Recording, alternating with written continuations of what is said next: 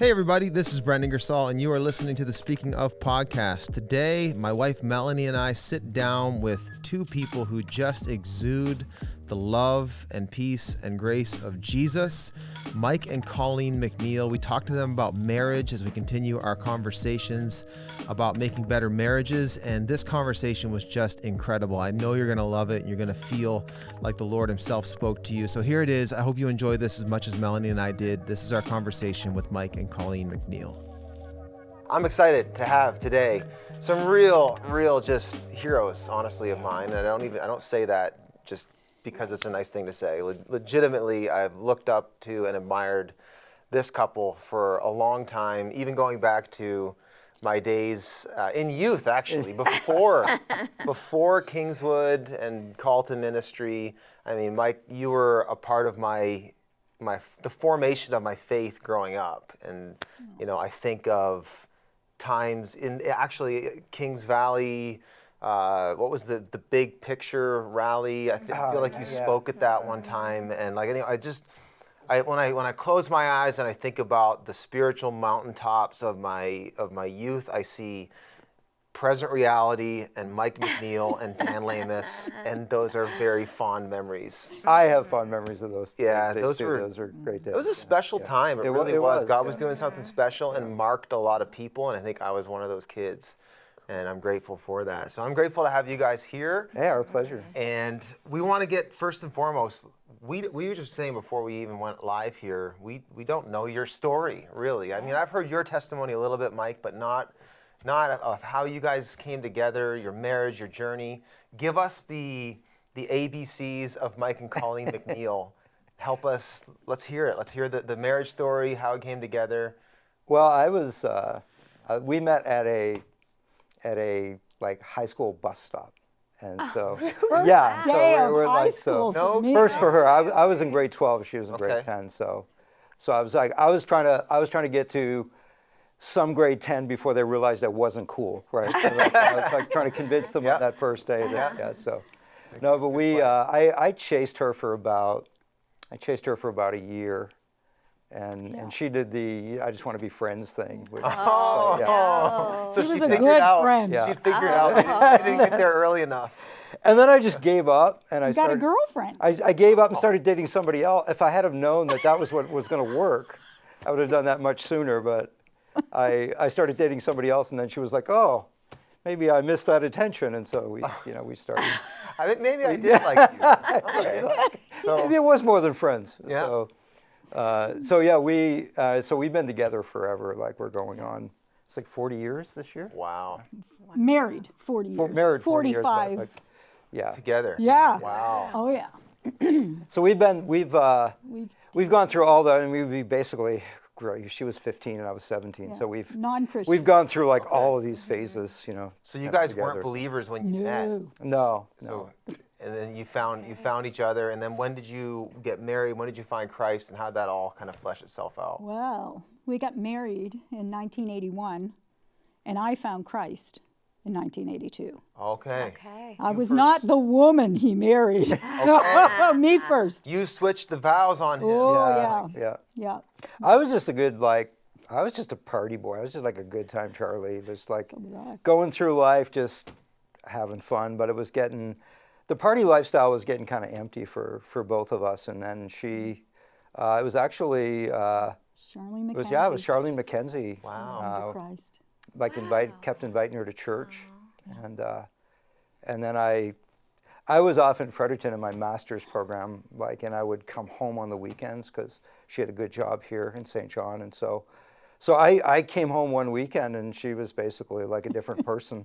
Wow. It was powerful. Then we proceeded to have a radical conversion. Radical conversion. I was a heavy drinker. I never took another drink. Wow. My mouth was filthy. I don't think I cursed and swore any longer, but I had smoked since I was 8. Wow. Oh yeah. Since you were 8. Oh my God. Yes, sir. And I found that the most difficult habit. I bet. But when I knelt at the altar and Jack and Charlene led me to Christ, it was powerful. Like it was such a moving experience. I felt the love of God so tangible all over me. I knew I would never be the same. Wow. And then I came home and tried to tell him what happened, and I couldn't articulate it. I just said, you got to get saved. Yeah. And he was like, saved? We're all saved. We live in Canada. And I was like, no, you're saved. And he's like, what are you talking about? My attitude was like, you can be as religious as you want, as long as it doesn't affect your lifestyle. In any way, Right. Like, you know, Yeah. Or your lifestyle. Yeah. It's like, I'm a Christian, we're all Christians. it's great. That kind of thing. So. Yeah. Wow. And he said to me, and this was 2 weeks after, he said, so you're trying to tell me you love this Jesus more than you love me? And at this point, it was 6 years in. We are 6 years in, 1 year married. And I looked him straight in the face and I said, I absolutely do. And you better climb on board because I'm not giving up on this. Wow. And he was like, whoa. So how did how did that happen?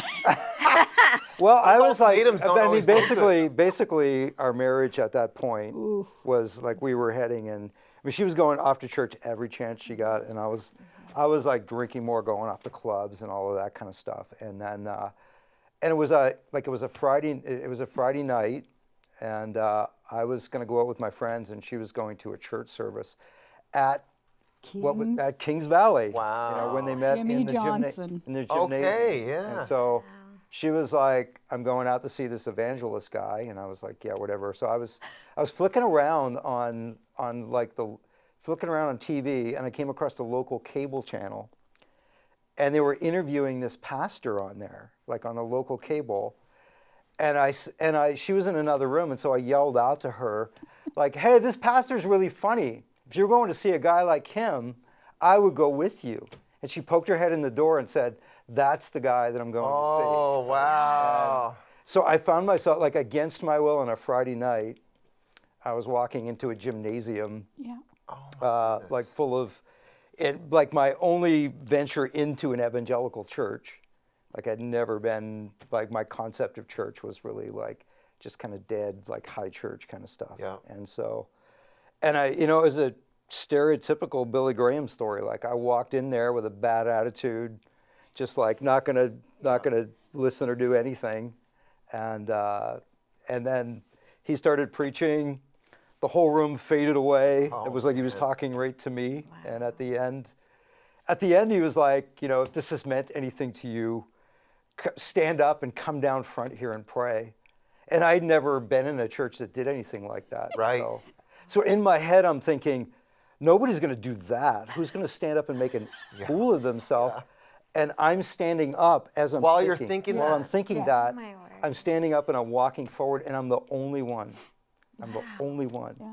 Wow. And I kneel down, and it's kind of like, I pray, God, if you're real, and then it was like, just like this presence, It was right? huge. I can And I couldn't, I know I have goosebumps. like I had been very vocally like anti-God, very vocal like against it, and I could not speak.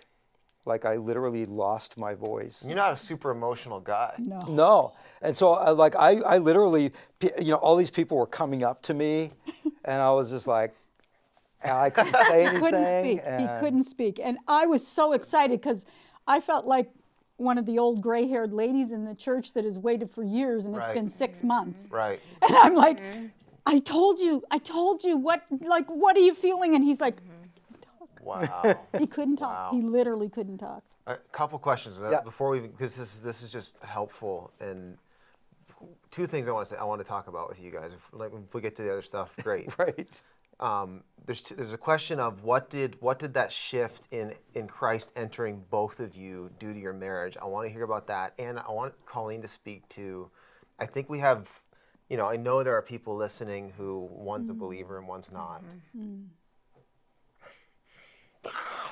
So, what advice would you give to a spouse that is... that feeling of like, oh, if you could just get it. The Lord, first of all, the Lord was so incredibly real to both of us. We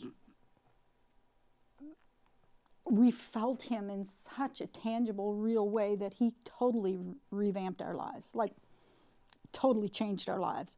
We were ready to sell everything and go to Africa within weeks.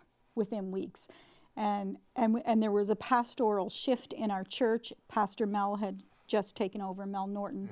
And he was trying to be polite and tell us, kids, this is awesome. I can't believe you're doing so well, but you kind of need training to go on the mission field, because we were going to go on the mission field.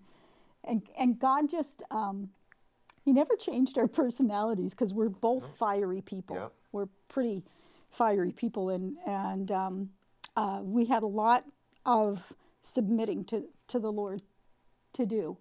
But the thing that I've seen over the years too has been, as we've invited God in, he's helped us to learn to submit, first of all, to him, and then to each other. And because I came from such dysfunction, heaped in dysfunction, that the Lord has been able to teach me and change me, and teach him and change him.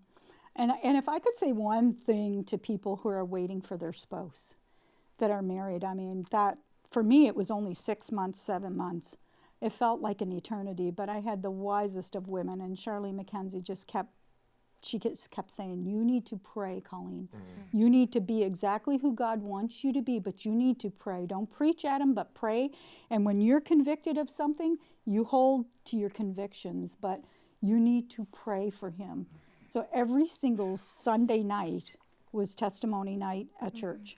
And I stood up every single Sunday night and asked for prayer for my smoking, because I still smoke, and I desperately wanted to change.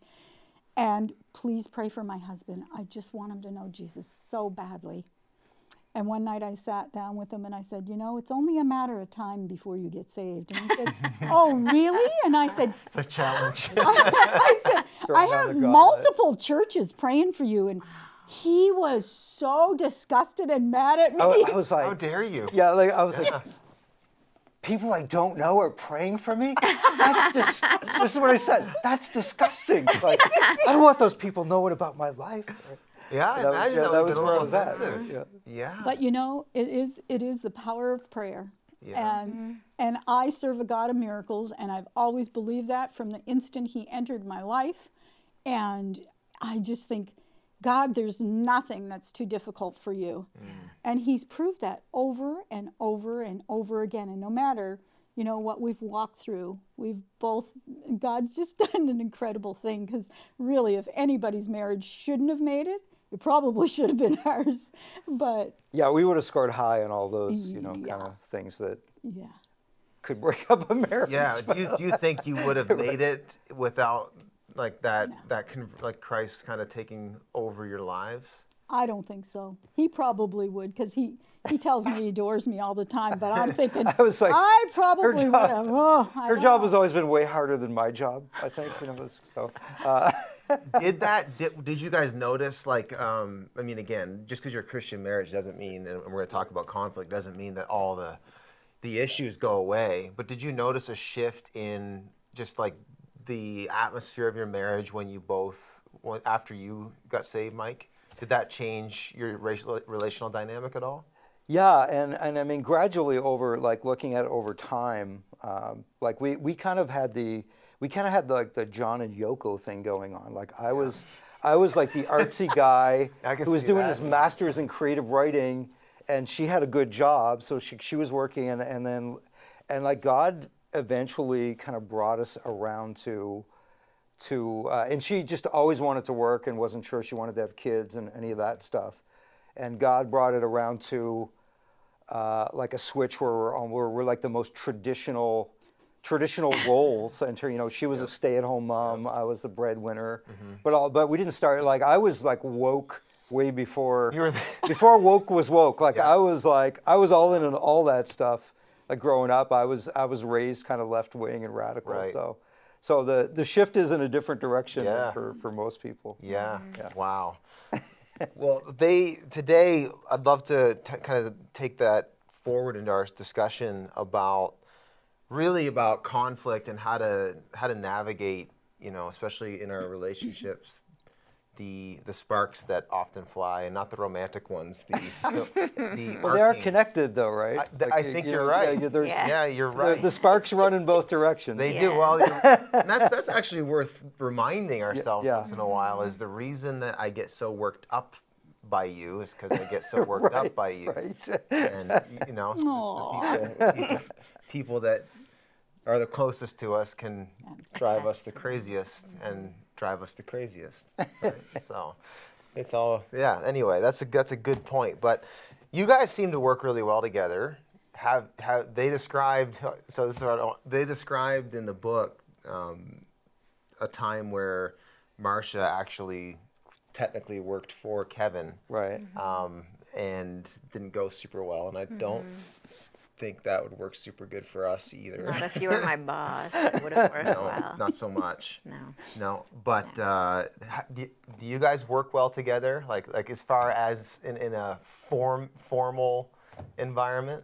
I think we've like worked out what our roles are, and you know, and over a long period of time, you kind of know, you just learn how to work together. We both have fairly like strong personalities, and so there's a potential for conflict. And I grew up in a house where like the main form of communication was fighting. Like where it's like not, I just mean like everything was out on the table, and you just like said whatever you thought. Yeah. And you could be really brutal with one another, and then it would just be like 5 minutes later it was gone, right? Yeah. And she grew up in a house where everybody had to be really careful with each other, and you know, and so we had to learn how to navigate, you know, because I was blurting everything out, right, and hurting her feelings without even realizing I was, you know, and then she would expect me to read her mind.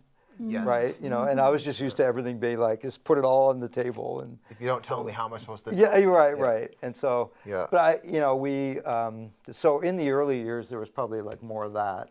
Yes, yes, for sure, and I was kind of a feminist and very unsubmissive. So you guys were super woke, no question. Oh yeah, like we were. Yeah, we've had to work through, and we've never had counseling, other than the Holy Spirit. Right. We've had each other and a few boxing matches.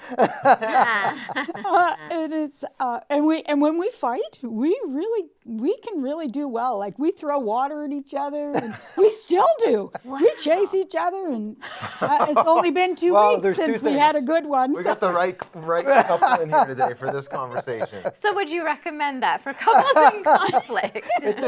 Everybody's relationship is different, I think, and you have to kind of work out like what. Yeah. But yeah, I was like, there's basically two things. It's like I always tell Colleen, like, I just want you to know up front, I consider everything you do flirting, and so I'm just like, and you actually get more, like you actually get cuter when you get angry. So it's like totally, it disarms me, and I can't fight with you very long because it's like it just doesn't work for me. So. And that is exactly what he says. And then of course how. That makes you matter. How do you be serious, right? It's like he's like, you're way too cute. I'm like, oh. Now is that your way of sneakily ending the argument? No, I genuinely mean it. Yeah. So that must diffuse it then. If he says something like that when you're mad, do you stop being angry? I do, because he really does mean it. And you know, the awesome thing about the Lord, I came from a family that my parents really never got their marriage straightened out and ended up both of them becoming Christian and still didn't get things settled well. Mm-hmm. They always lived under the same roof, but they really just put up with one another. And there was a lot of trust issues. And so I came into marriage, he probably didn't realize it, but I came in with a lot of trust issues. And the Lord knew when I came to him that I needed somebody to tell me how much he loved me, that he adored me. And I've never seen this man look at another woman ever. And I used to watch for it because, you know, I was like so untrusting. Yeah. You know, I was sure that everybody was like what my mother told me all men are like this. And so I grew up with thinking all men are like this. Yeah. But man, I'll tell you what, I got myself a special one. And God just has given us the most incredible life. It's not an easy life. It's absolutely not an easy life. Mm-hmm.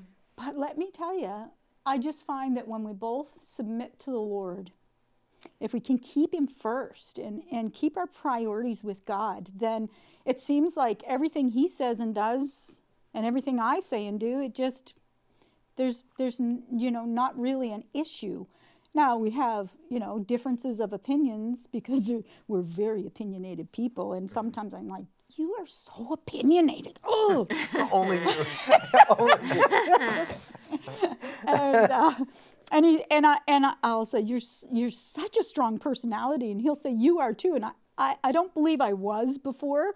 I think when the Lord matched me with him, I had to step it up and become a strong personality in order to have a voice with him. But it's been great. It's been a Yeah, and like when we were in those like early child rearing years and going through, because we're kind of at the other end of that now, but there were some times where you just have to decide, like we're like no matter what, we're a united front. Mm-hmm. Like we decide as a couple, whatever's coming at us, no matter what in private, no matter what discussions we have, like we're a united front. We always face things together. What are some of those values like? I think of you guys, you can't tell a book by its cover, and people wouldn't know. You guys have dealt with stuff. You guys have gone through challenges, going through challenges even. You've got kids that live all over the world, which can be heavy as parents and grandparents.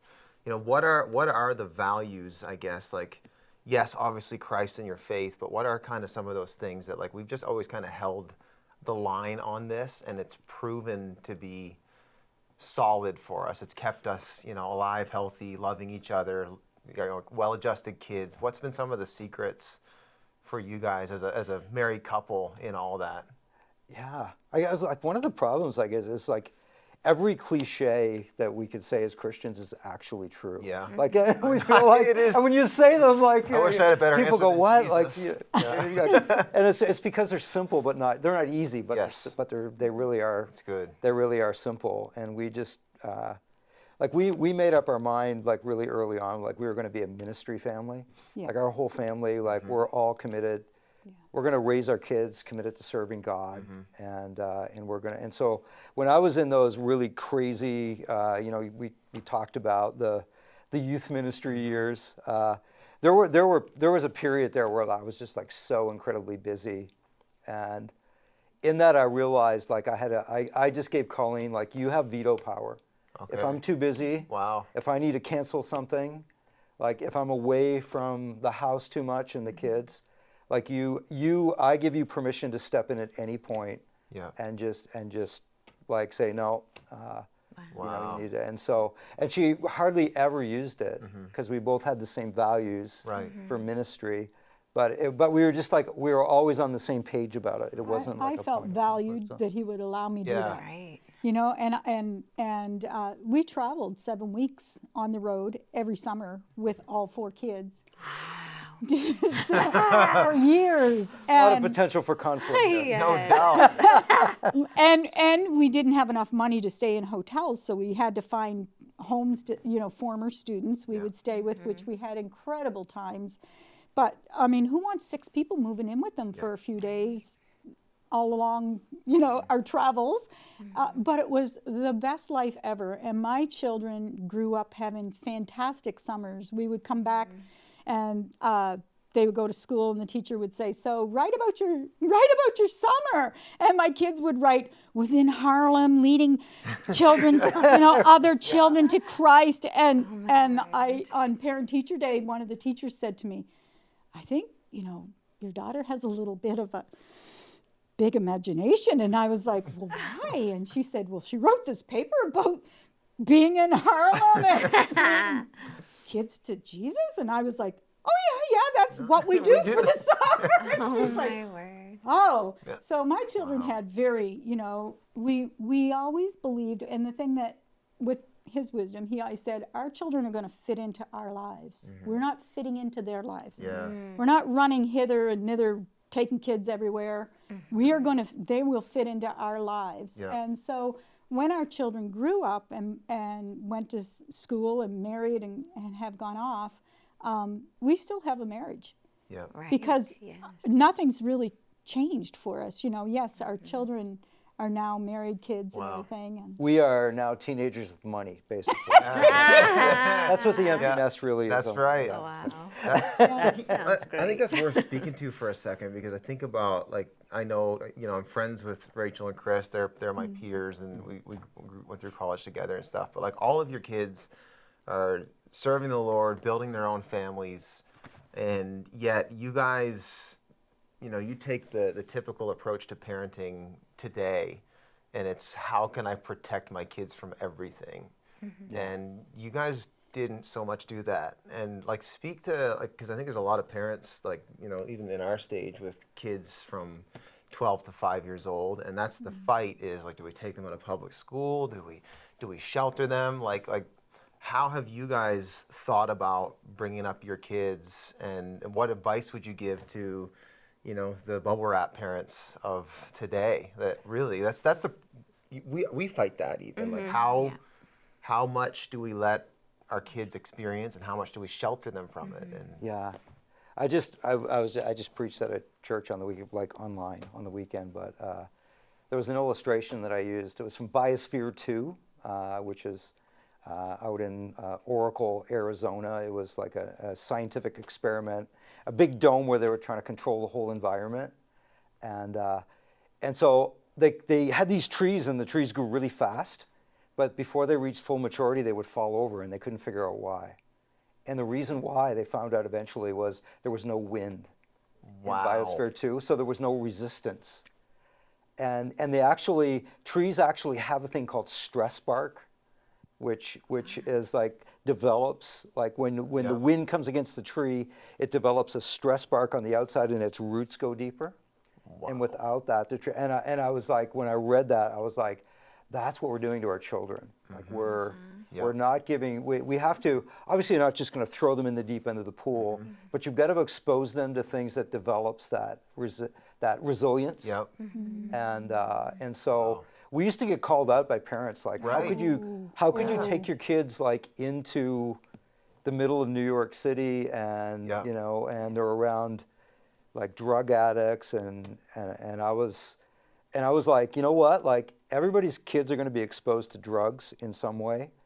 Like, my kids are going to see the result of, like, what happens when you do drugs and your life is totally destroyed.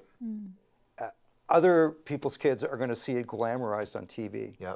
And so you know what I mean? Like, so you expose them to things, but in a way that supports what the Bible says instead of undercutting it. Yeah, and you guys have seen the Lord really bring fruit out of that. I mean, again, like, you have well-adjusted kids and ministry kids that, serving in the church, and you have one daughter in Haiti.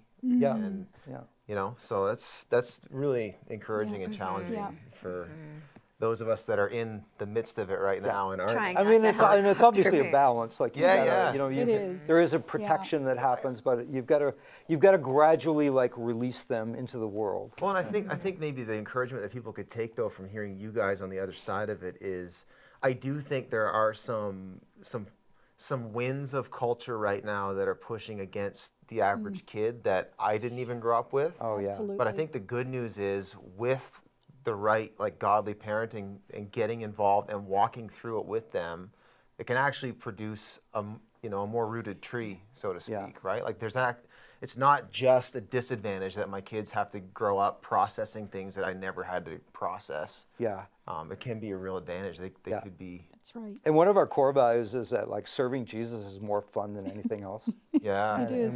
And so I was like, I'm going to make, like, my kids are going to want to come with me instead of being with their friends. Right. Like, I'm going to make serving Jesus more exciting than what their friends are doing. So that they want to do that instead of, And it worked. And they're still that way. We are some of the favorite people that they want to be with, and we have a great time as a family.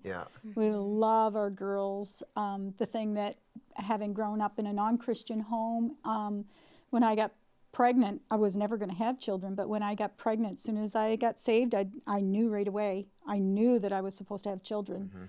And Charlene McKenzie said, you can't say that to him. You said, when you guys got married, you weren't going to have kids. You You can't flip the switch until he gets saved. And as soon as he got saved, he came to the same conclusion. So within, not long after he got saved, I ended up getting pregnant. And I remember being pregnant and just saying, Lord, I so want girls. I wanted girls.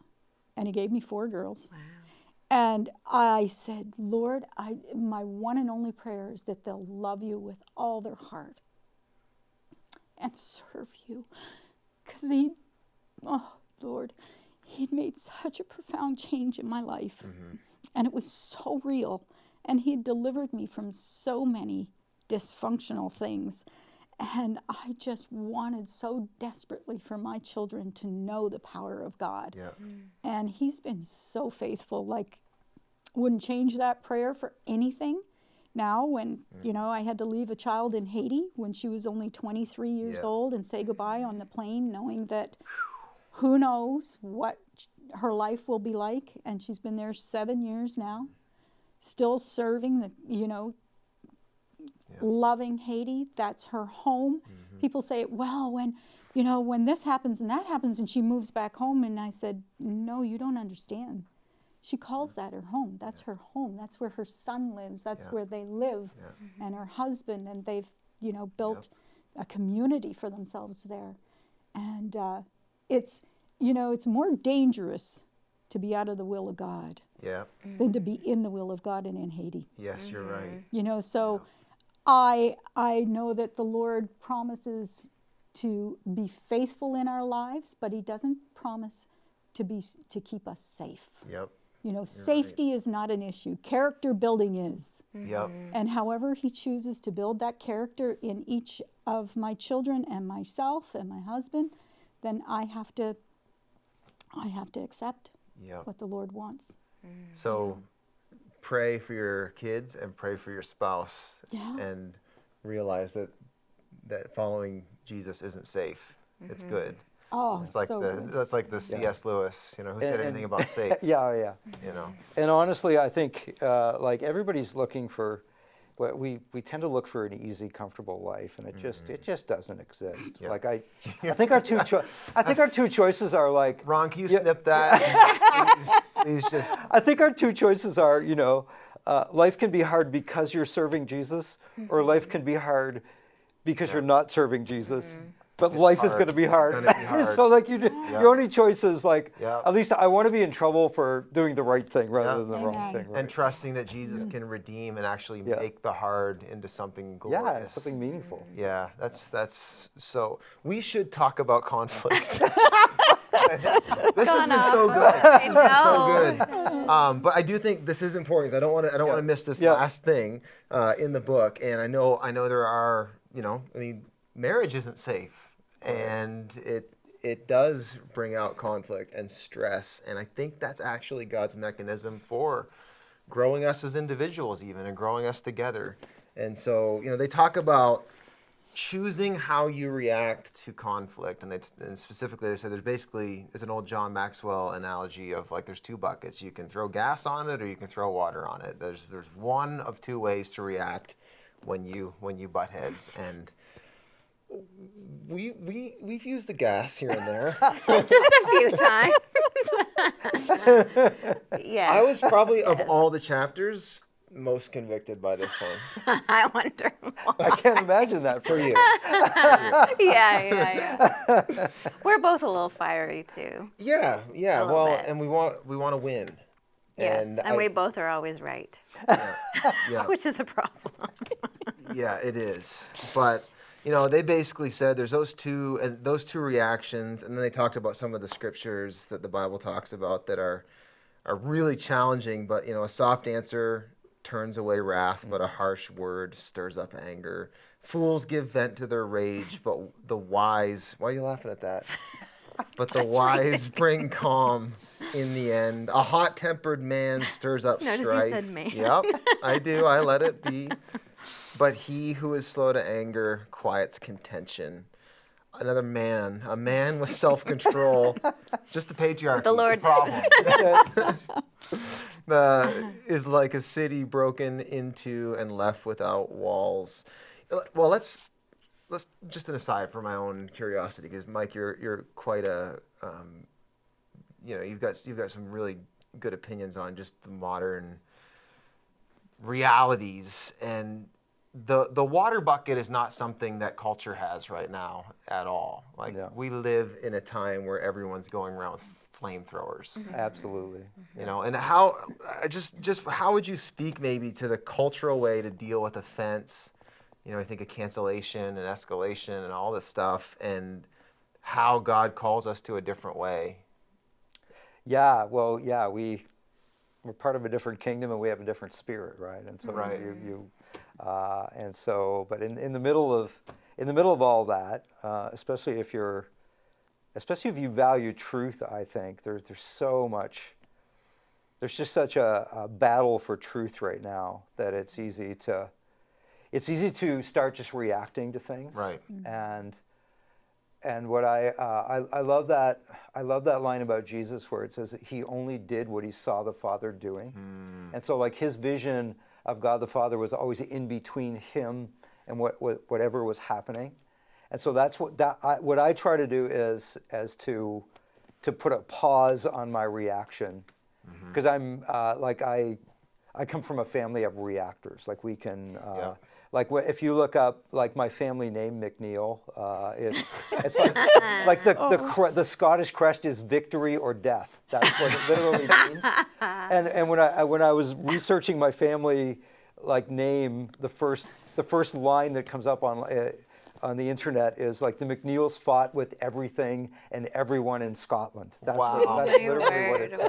I bet you the guy on Braveheart that was like my island. That guy's a McNeil. So it comes very naturally to me to want to react, and so I've had to like train myself to go, like I'm not going to just react to, even if it's like a right reaction, like even if something is untrue and I want to react to it, it's like to pause and to try to see Jesus in between me and that reaction and say what's the wise way to say or do this here, like what. And that's a hard thing to do. So is there a way to correct something that you see as a wrong or something as incorrect? How do you correct that like Jesus would do it? You want to point out that something is wrong, but you want to do it in a loving way that shows Jesus. What is the right way to react, but not be reactive? Yeah, well, it's like speaking the truth in love, right? Like I recently interviewed a guy in one of my classes, a social justice class, and so we were talking about gender, and we actually had like a gay Christian. We zoomed him in, and my goal was to have like he and I totally disagree, like our stance on sexuality would be at the opposite ends of the spectrum, but how can we have a real civil discussion? Right. How can we model disagreeing, but having that done in a way that doesn't undermine your faith and or your witness in some way? Yep. So I think revival would break out on earth if in the West anyway, if the church could just figure out how to respond, like non-anxious, just a non-anxious presence, and like so much of my reactivity is couched in insecurity. I think at the end of the day, it's I gotta fight for my position, right? Or I gotta vindicate myself or justify myself, and I find so often, I'm finding that a lot lately, where I'm reacting to things, and if I just pause long enough and think what's actually inciting that in me, right? It is actually rooted in an insecurity that's supposed to be fastened in to my identity in Christ. And he can, and back to what you said earlier, Colleen, like the Lord can diffuse so much of the conflict in our marriages if we will just sort of take it to him first before we take it to them. That's right. Yeah.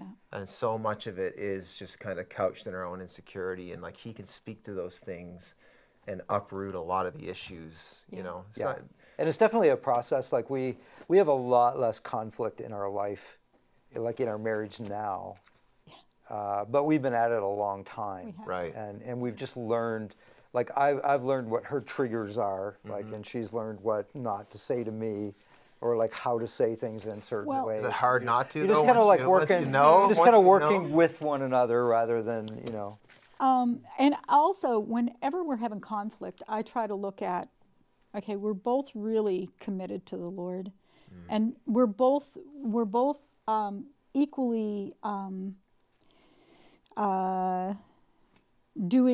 doing a lot of different things together, but apart also. I do a lot of discipleship, and oftentimes the enemy he's at work. Like the conflict is really not what we're really dealing with. It's the enemy. Yeah. The enemy knows. Yeah, there is a spiritual there's that spiritual aspect of what's really going on here. Yeah. Oftentimes, that's what I find with the two of us is, there's really something else going on here. Right. The thing behind the thing. Yeah. Yeah. Yeah, we bought a house one time and moved in, and we were arguing more than, and it just occurred to me one day, I was praying, and it occurred to me, like the couple we bought the house from divorced.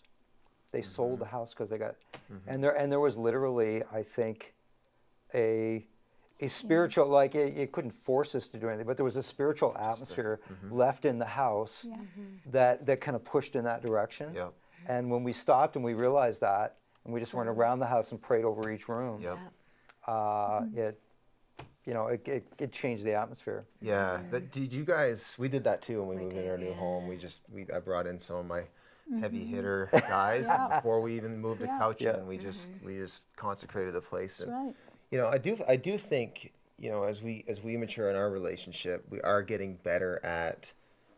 It's definitely not perfect, but we're getting better at recognizing when wait a minute, this is weird. Why are we at each other all over stupid stuff, or why, or maybe even seeing. Sometimes I find it helpful to even see if I'm acting in a controlling manner, or in there's things that are dead giveaways that the enemy's actually manipulating something, and it's not actually a legitimate conflict. There's deception happening, and I think the better we can recognize we're getting better. Now, I think. Yeah. Is that something that just keeps developing over time? Like you're not against flesh and blood. You're not my enemy. As long as you're growing, we've probably been like 6 or 7 different people together. You know Right. what I mean? Right. But as long as, and I think what happens sometimes is, things get in, and then people start growing apart, and we're all going to be several people as we move through life,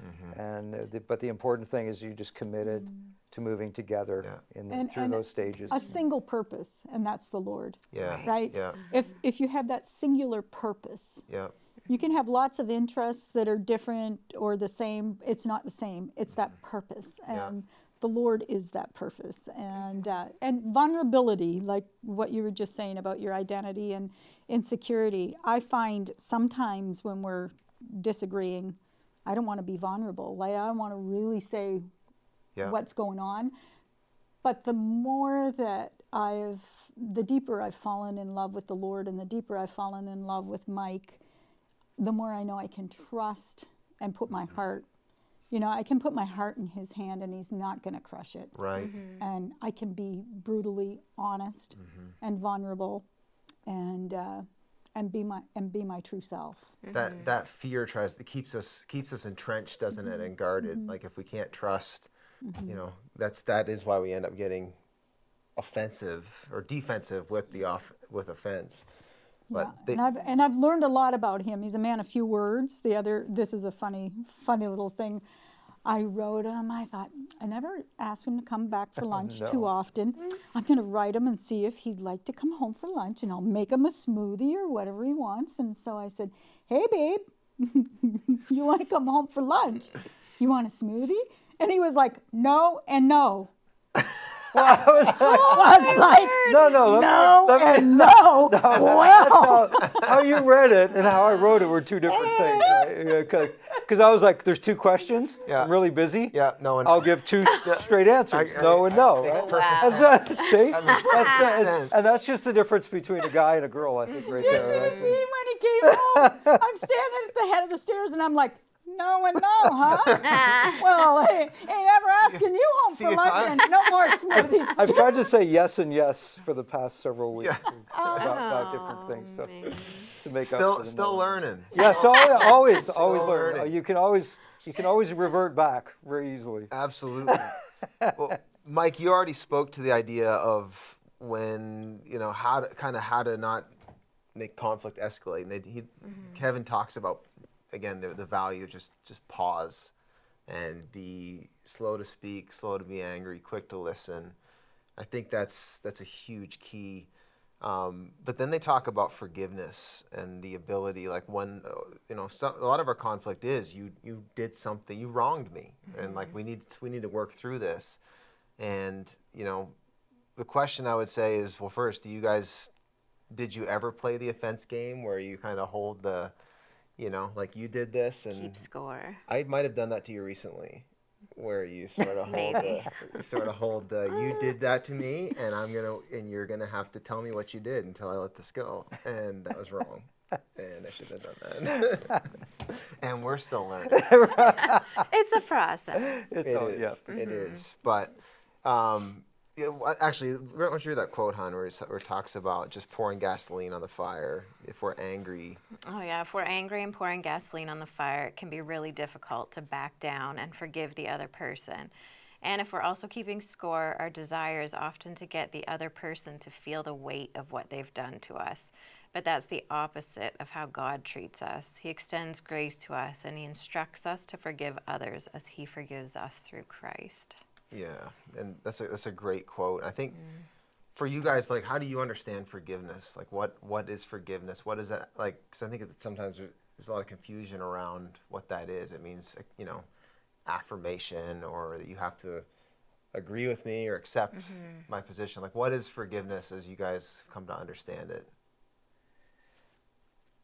I'm a real big believer in like keeping short accounts, and so I think things pile up and they escalate, and then like the more you do that, then you move into that territory where you're like holding things out, and so and Colleen hasn't always, like, I usually try to force, if we have conflict, I will like not go to bed until I will force resolution somehow, like we have to Don't let the sun don't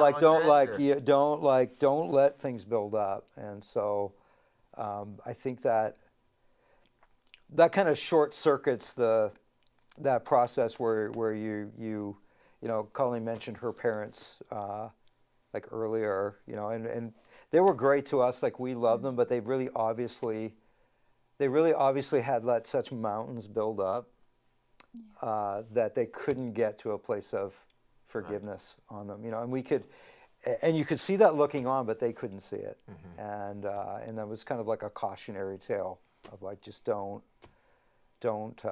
And so my parents tended to have like big knockdown, drag out fights, but then it was over. They get it flattened out. So that was like, yeah, and then, and it even, like, I remember as a kid, like I remember my mom picking up like a glass, throwing it at my father. Like, he ducked, and we lived 3 stories up. It went through the window and like down onto the street and broke. And like that was, but then like half an hour later, they were like, "Yeah, you want a sandwich?" Like, and so it's like, we're good now. We're good now, right? Yeah. Did you guys? Let me ask that question. Did you guys, like, with your own conflict? How did you work that out in front of the kids? Did they see much headbutting, or is that more? Is any glass thrown through windows? Or? No, we're fiery people, though. I remember there was another couple at the college, and our 2 older girls used to say, "Why can't you be like Marilyn and Danny?" Because they were like lovey-dovey all the time. But I mean, they also grew up with Christian backgrounds and everything. And Mike and I were just trying to slug it out and figure out with the Lord how things were. No, I think we're fiery personalities, but once again, he disarms a lot of things with humor. Like, he'll only go so long. He says what he has to say, and he puts it right out there, where I'm more in it. I could carry things longer, but I realize that I'm not getting anywhere, and he forces me into, come on, let's, like, what is it? You know, he's very much a truth sayer. I like to avoid it sometimes. Yeah. Well, definitely if it means giving up our position, right? But there must be a bit of an art, though, to, you know, you've mentioned already, like the use of humor. You know, there's probably a line where it's like what satire does. It gives a different angle telling the truth. Right. It might even like de-escalate a little bit. Like, come on, like let's just laugh about this. It's not a big deal. But there might have been times though where it really like minimized something that actually did really matter. And like, how have you navigated that? You know, Kevin talks about the practice of gratitude as a mechanism to help deal with kind of letting things go. You've used humor, but is that? I feel like I don't know if I would try to get folks tonight who are watching to like, hey, next time your wife's mad at you, just make a joke. Tell her how cute she is. Make a joke. And Tell her she's flirting. I feel like that's setting them up for disaster. Yeah. We have been at this a long time. Yeah, for sure. Yeah. Yeah, I grew up on Monty Python, so it's colored my whole view of reality. Mike's got the coconuts.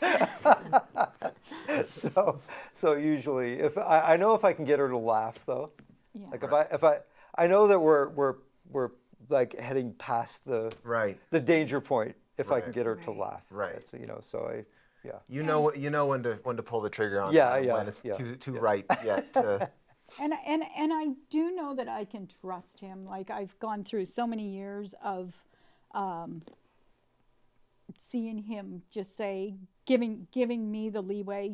If you don't like this, you let me know. If you need me more here, you let me know. And there's a funny story. We were at a camp in Ontario, had all 4 kids. Well, this is one thing you should never. This is a pro tip. Okay, one thing you should never do is like sell a house, put all your furniture in storage, go on the road for like the whole summer with your whole family, and then arrive back at your job in the fall with nowhere to live. Oh man, no place to just like let. We left our house the end of April. And we never found another place to live until almost the end of September. We spent some time with 6 of us in a hotel room. Yes, yeah. Which Mike proceeded to tell the children, who else owns a pool, kids? Yeah. There's a hot tub. 2 rooms. We were living in 2 rooms, 2 adjoining rooms. And but anyway, you were going to tell, like, putting me up against the wall. Yes. This is conflict. Okay. It was conflict resolution. Silver Lake Camp. Yeah. He was playing in the woods, and I could, and it was youth camp. It was youth camp, and they were playing capture the flag or capture the camp speaker. And I heard them all say, here he is, here's Mike in the woods. And I thought, Mike in the woods, I'm going to kill Mike in the woods right about now. I've just bathed my 3rd child, and my mother died. I have no mother. I can't call my mother. I have no house because we sold my house. I don't even know where I'm at. What state am I in? So I packed all the suitcases, and he just happened to pop by the cabin. All the suitcases are all lined up, and the kids I'm getting ready to put them all in the van, and I'm going somewhere. I don't know where, but I'm leaving him there. And he walked in, and he goes, where are you going? And I said, I'm leaving. And he goes, you are? And I said, I am. And then I turned around and I grabbed him by the sweatshirt and I put him up against the wall and I said, if you ever do this to me again, I literally will kill you. He just looked at me and he goes, babe, what do we need to do?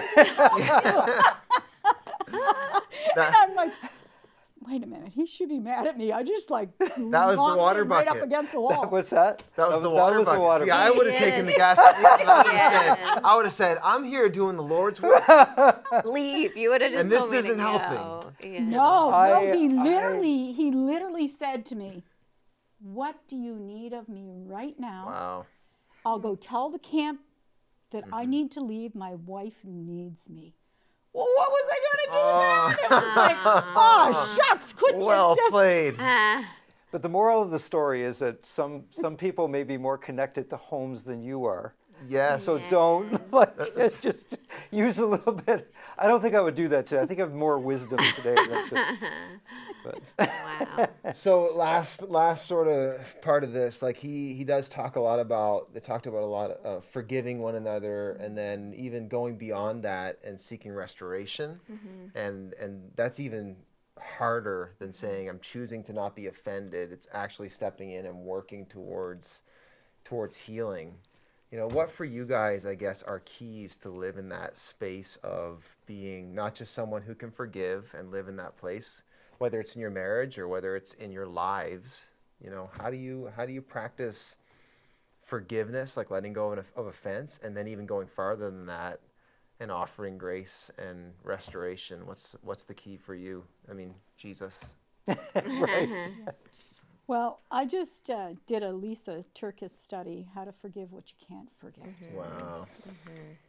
Let me tell you, that is one incredible study. And she's got great wisdom. And she talks about pre-forgiveness. We have to live in an attitude of forgiveness at all times. Before an offense ever happens, we have to decide in our lives that unforgiveness is not an option for me. And I thought, that is so true.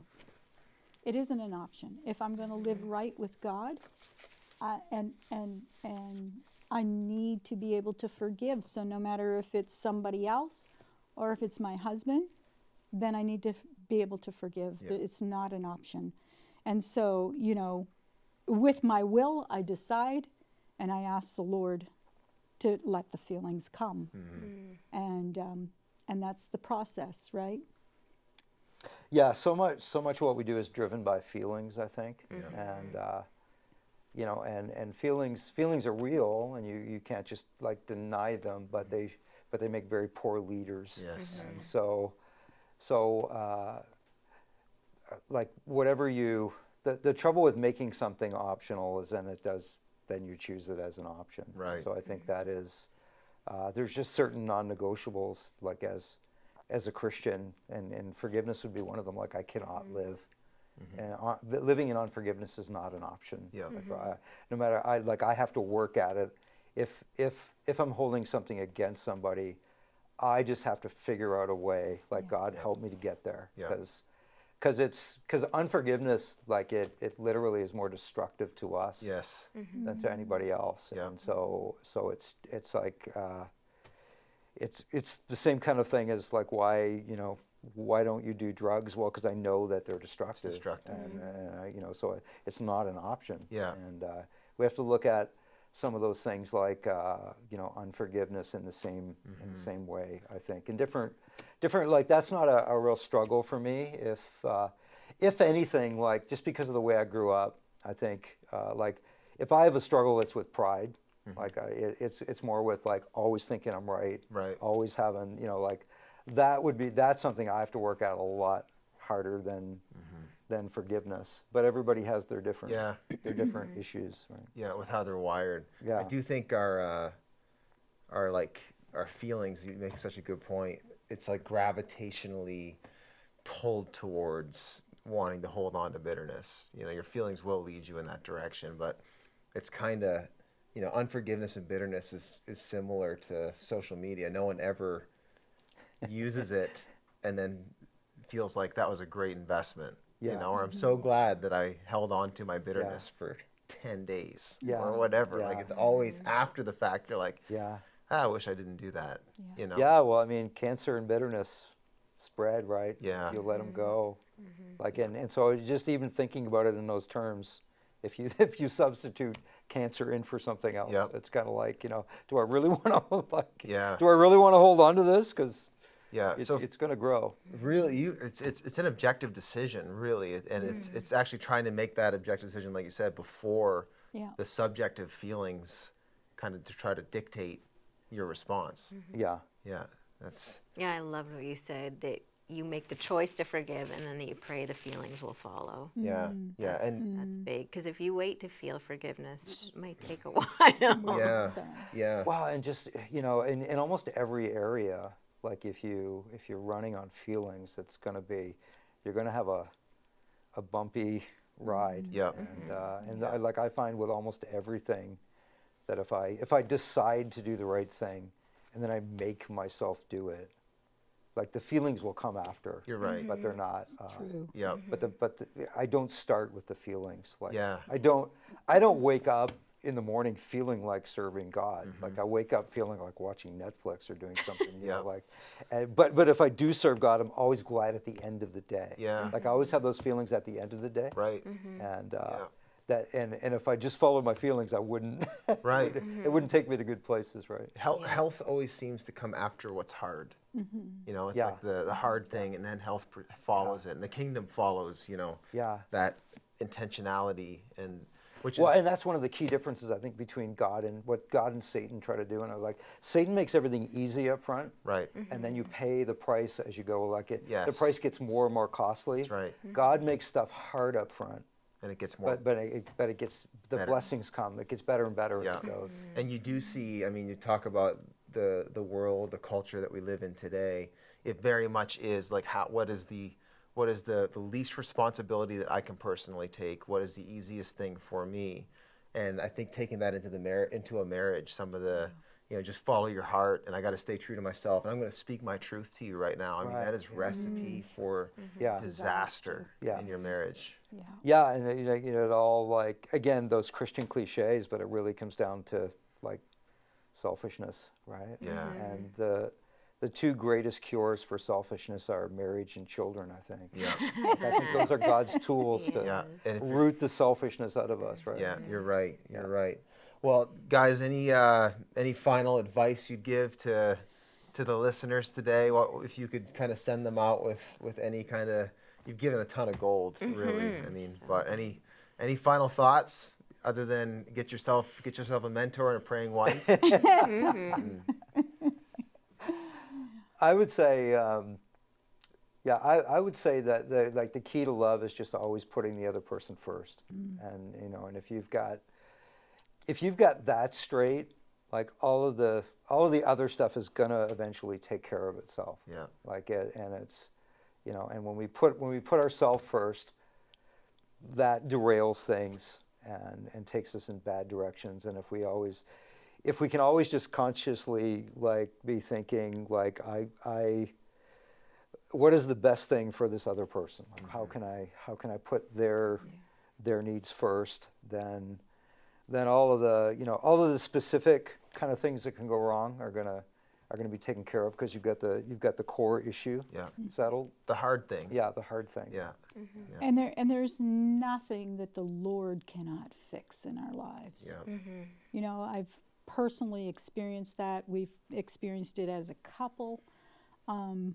We've just been so privileged, so privileged to have God in our lives, and people lead us to Christ at an early age. And it's just been the most magnificent life. Yeah. Really has.